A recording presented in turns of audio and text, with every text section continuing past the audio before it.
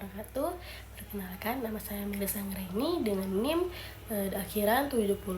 Dan jadi di sini saya akan menjelaskan teori kritik sastra antropologi. Nah, jadi pembahasan pertama yang akan saya bahas yaitu pengertian sastra antropologi, yang kedua hubungan antara antropologi dan sastra dalam antropologi sastra, yang ketiga yaitu ruang lingkup kajian antropologi sastra, yang keempat teknik kajian antropologi sastra. Nah, jadi selanjutnya saya akan membahas pembahasan pertama. Saya akan membahas apa itu pengertian dari sastra antropologi. Nah, jadi secara etimologi kata antropologi berasal dari bahasa Yunani yaitu anthropos yang berarti manusia dan logos yang berarti studi atau ilmu. Singkatnya, antropologi diartikan ilmu tentang manusia. Berdasarkan pengertian dasar katanya, antropologi dapat diartikan sebagai ilmu yang mempelajari manusia dari segi keragaman fisik serta kebudayaan, yaitu cara berperilaku, tradisi-tradisi, dan nilai-nilai yang dihasilkan sehingga manusia yang satu dan yang lainnya berbeda-beda. Dalam kesatuan arti dapat dikatakan bahwa antropologi sastra merupakan studi kajian sastra yang melihat aspek-aspek kebudayaan manusia yang terrefleksi dalam karya sastra. Selanjutnya yang akan saya bahas yaitu hubungan antara antropologi dan sastra dalam antropologi sastra. Nah, jadi dalam artikelnya yang berjudul Dari Antropologi Budaya ke Sastra dan Sebaliknya, Ahmad Saputra 2003 halaman 104 berpandangan bahwa terdapat hubungan timbal balik antara antropologi budaya dan sastra. Dari sudut pandang antropologi budaya, yaitu kajian sastra sebenarnya telah memanfaatkan berbagai paradigma yang berkembang dalam disiplin antropologi.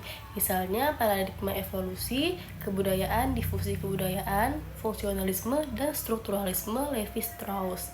Dari pihak lain, para ahli antropologi juga telah banyak memetik manfaat dari karya-karya sastra dan paradigma yang digunakan untuk menelaah karya-karya sastra tersebut. Nah, lalu pembahasan yang ketiga yaitu ruang lingkup kajian antropologi sastra. Nah, jadi secara garis besar penelitian antropologi sastra dapat memahami karya sastra dari pandangan antropologis atau sebaliknya.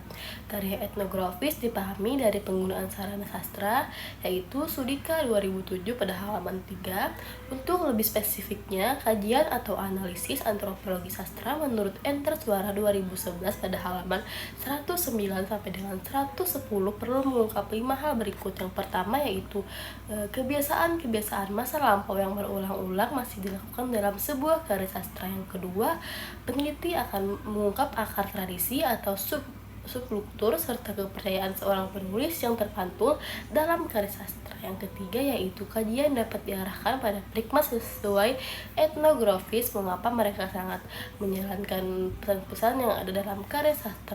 Selanjutnya yang keempat yaitu peneliti juga perlu memperhatikan bagaimana proses pewarisan sastra tradisional dari waktu ke waktu. Yang kelima, perlu dilakukan kajian terhadap simbol-simbol mitologi dan pola-pola pikir masyarakat penduduknya.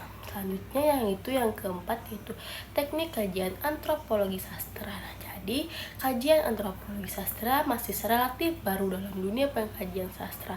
Eksistensi analisis antropologi sastra masih turut dipengaruhi oleh beberapa teori kajian sastra yang lahir dan berkembang lebih awal. Walaupun demikian, ada beberapa langkah strategis dalam proses analisis antropologi sastra, sebagaimana dikemukakan oleh Endra Suara 2011 pada halaman 110. Lalu selanjutnya yaitu yang terakhir, kesimpulan.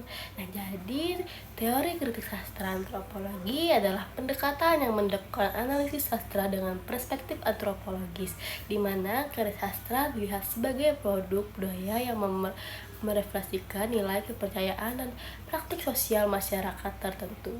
Jadi kesimpulan utama dari teori ini adalah bahwa sastra tidak merupakan bentuk ekspresi estetika, tetapi juga merupakan dokumen budaya yang mengungkapkan wawasan tentang kehidupan struktur sosial, dan pandangan dunia kelompok masyarakat. Nah, jadi itu saja yang dapat saya sampaikan mengenai teori kritik sastra antropologis. Kurang lebihnya mohon maaf. Saya akhiri, wabillahi taufiq wal hidayah. Wassalamualaikum warahmatullahi wabarakatuh.